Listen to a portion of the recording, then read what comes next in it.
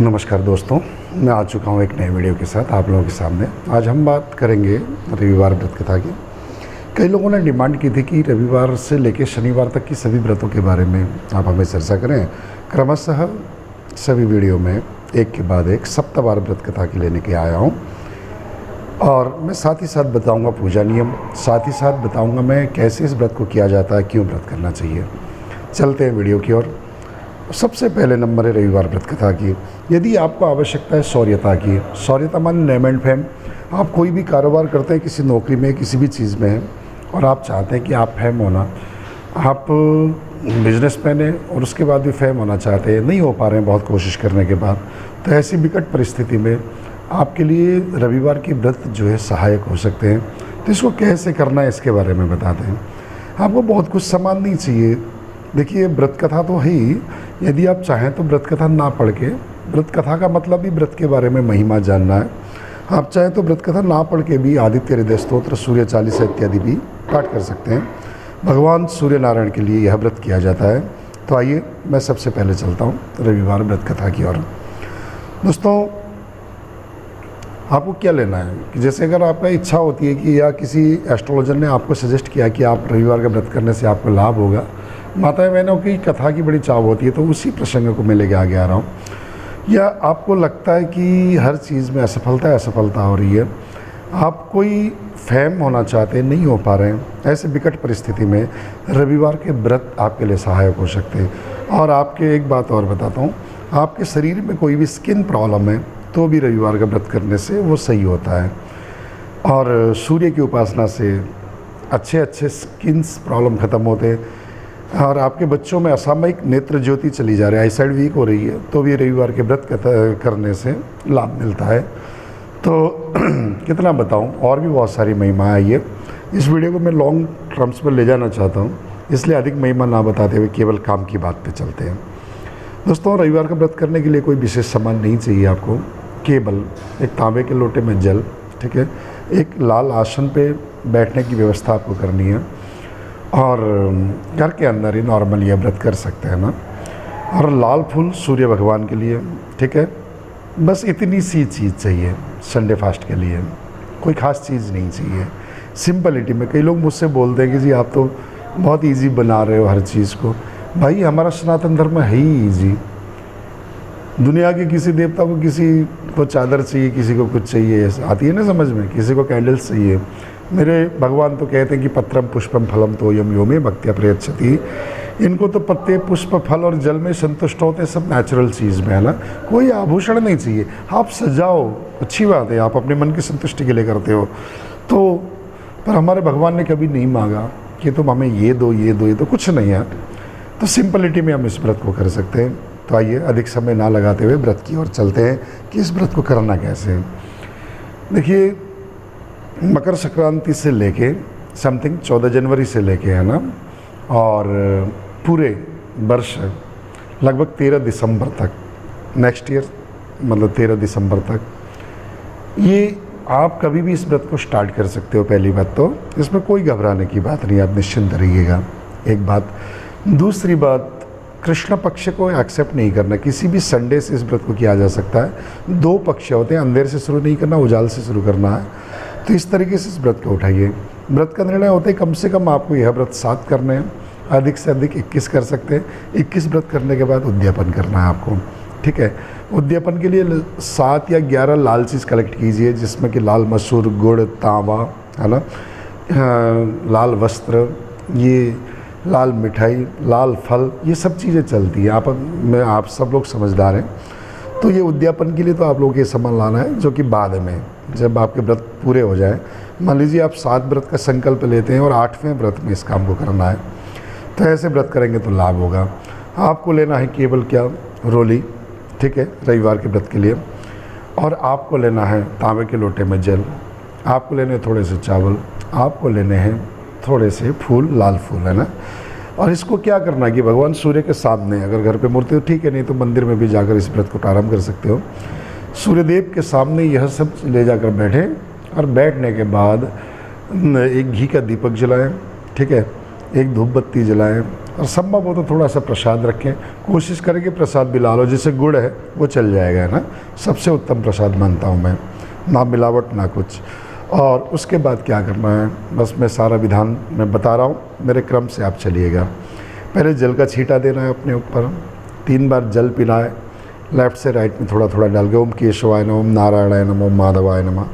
और उसके बाद हस्तों प्रक्षाल्य, हाथ धोना है उसके बाद।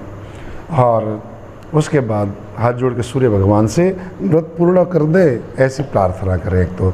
दूसरी बात संकल्प लें, संकल्प में आपको चावल फूल और कुछ दक्षिणा जल ये रख के, ऐसे हाथ रख के यही निवेदन करना है कि हे सूर्यदेव, मैं फलाने कामना के लिए मैं आपके व्रत कर रहा हूँ, इस व्रत को पूर्ण कर दीजिएगा। ऐसा कह के वह जल फूल दक्षिणा वो सामने सूर्यदेव के सम्मुखी अर्पण करें। भगवान गणपति जी का ध्यान करें, घी का दीपक जलाएं। घी का दीपक जलाने के बाद आपको हाथ में फूल और दक्षिणा एक बार और लेके, लाल फूल और दक्षिणा मात्र यही लेके कहानी को प्रारंभ करनी है। कहानी कुछ इस प्रकार है, मैं ही सुना रहा हूँ आपको, एक बार प्रेम से जय जयकार बोलिए सूर्य नारायण भगवान की जय। कहानी के प्रारंभ में आया कि बहुत समय पहले की बात है, एक बुढ़िया हर रविवार को प्रातःकाल उठकर नहा धोकर घर आंगन को गाय के गोबर से लिपती। पर दुर्भाग्य यह था कि उस माता के घर पे गाय नहीं थी, पड़ोसी के घर से गाय का गोबर लाती थी। अब एक बार उन्हें धीरे धीरे क्या हुआ, रविवार के दिनों खूब मन से सूर्य भगवान को जल चढ़ा के प्रेम से पूजा करती थी। खूब सौभाग्य संतान इत्यादि की वृद्धि हो गई साहब, उसमें तो आनंद आ गया, सौभाग्य बढ़ने लगा। अब क्या होता है कि ईर्ष्यापन बहुत होता है भारतीय समाज में, तो जिसके यहाँ से गोबर लाती थी, ये कथा चल रही है, जिसके यहाँ से गोबर लाती थी उस माता को आपत्ति हुई कि अच्छा मेरे यहाँ से गोबर ले जाती है, हर संडे को घर लिपती है, शुद्ध करती है, और सूर्यदेव ने कृपा कर दी, इसके धन धान्य से परिपूर्ण हो गया। तो उसने कुल मिला के उस गाय को अंदर बांधना शुरू कर दिया। ठीक, अब अंदर बांधना शुरू कर दिया तो बुढ़िया माता गोबर भी नहीं देती थी, वो पड़ोसन है ना, किलसने के कारण। और उसका नियम ये था कि जब तक घर ना लिपे, सूर्य भगवान को जल ना चढ़ाए, उससे पूर्व में वो भोजन भी नहीं करती थी। अब होता क्या है कि गाय बांधकर अंदर जब बांध दिया पड़ोसन ने, तो गोबर भी नहीं ला पाई। जब गोबर नहीं ला पाई तो उसका घर भी नहीं लिपा, भोजन भी नहीं हुई। अब तब सूर्यदेव ने, अब उसी रात्रि को सूर्यदेव उसके स्वप्न में आए बुढ़िया माता के और बोले, माँ आज तूने मेरे लिए ना भोजन भोग लगाया, ना तूने घर लीपी, क्या कारण है? बोले, भगवान मैं तो आपका व्रत करना चाहती थी, मैं आपका वैसे ही पूजन करना चाहती थी, परंतु क्या हुआ कि पड़ोसन ने गोबर भी नहीं दिया और मेरे पास तो कोई गाय नहीं है ना। अब तो भगवान ने कहा कि तुम टेंशन मत लो माता जी, मैं आपको ऐसी गाय देता हूँ कि सब मनोकामना पूर्ण करती है। अब माँ ने जब देखा कि सुबह सुबह जब उठ के देखा कि यार सपने की बात आई गई होगी, तो वाकई सुबह के समय पर उस माता के घर में आंगन में गाय बांधी हुई पाई उसने। बड़ी खुश हुई साहब। हाँ, अब पड़ोसन को पता चला, तो क्या करती थी कि पड़ोसन की सुबह सुबह उठती थी, उसके गाय के, उस माता के गाय के गोबर को उठा के ले जाती थी।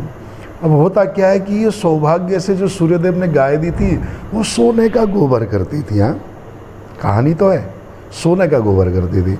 अब तो रोज़ सुबह पड़ोसन उठे, उस माता के गोबर उठाने से पहले वो सोने का गोबर तो अपने घर पे ले जाए, अपने गाय का वैसी गोबर जो है वहाँ पे माता जी के गाय के नीचे छोड़ दे। अब ऐसे ऐसे चलता रहा।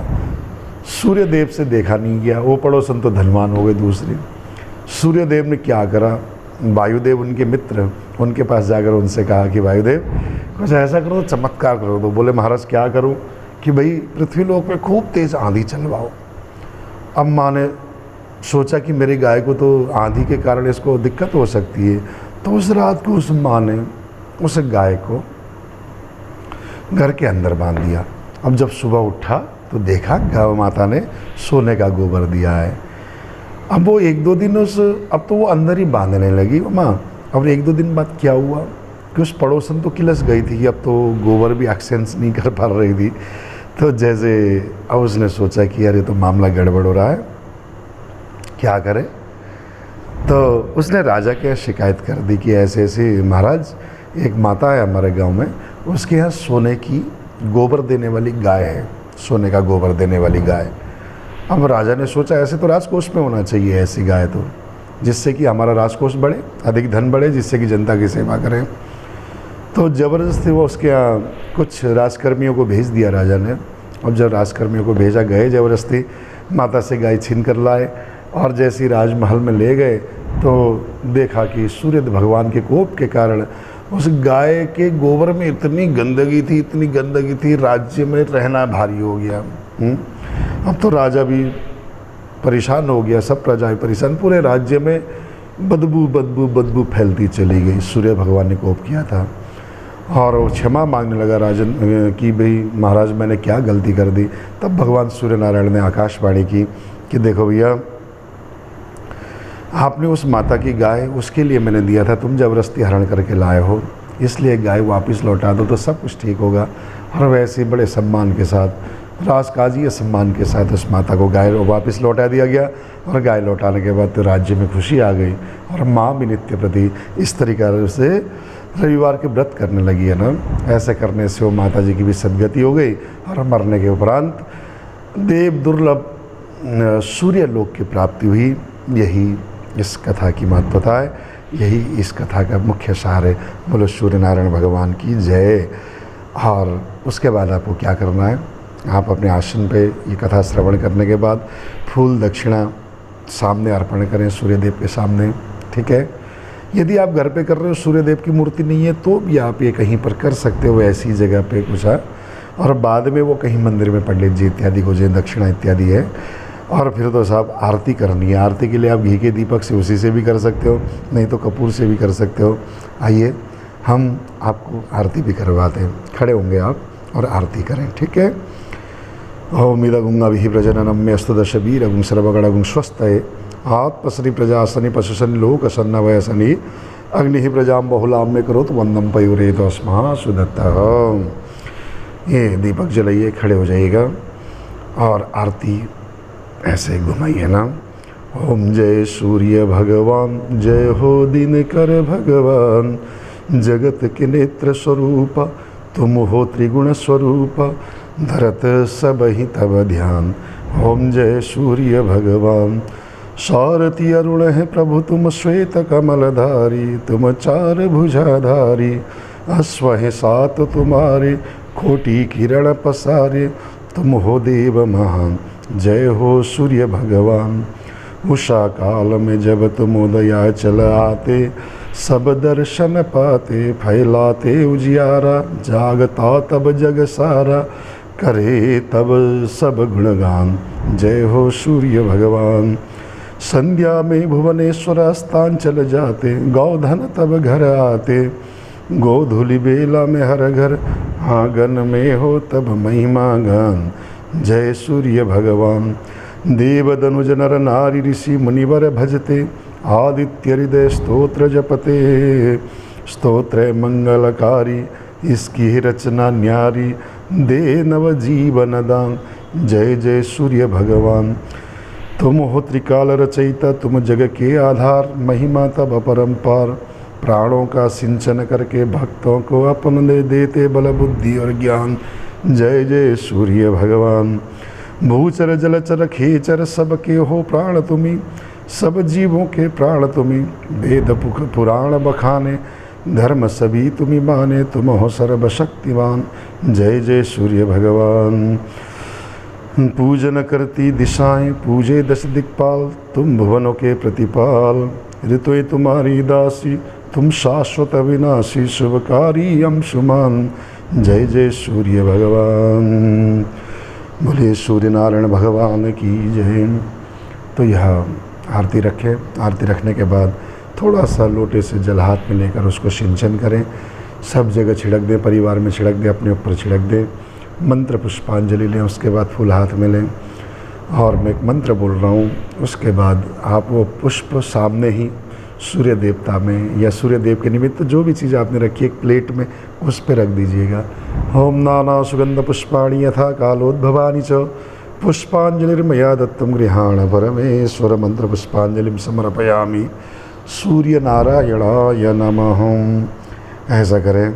ऐसा करने से उसके बाद 3 परिक्रमा करना है ना, लेफ़्ट टू राइट, माथा टेकें। माथा टेकने के बाद साहब, और ये जो जल लोटे में उसको थोड़ा आसन के नीचे लगाएं, उसे माथे में लगाएं, शक्राय नमः ऐसा कहें। और जो भी जल है लोटे में उसमें थोड़ी रोली, चावल और फूल मिला के बाहर जाकर सूर्य भगवान को अर्पण कर दें। ऐसा करके आप व्रत करते हैं तो भगवान सूर्य नारायण निश्चय आपकी मनोकामना पूर्ण होती है।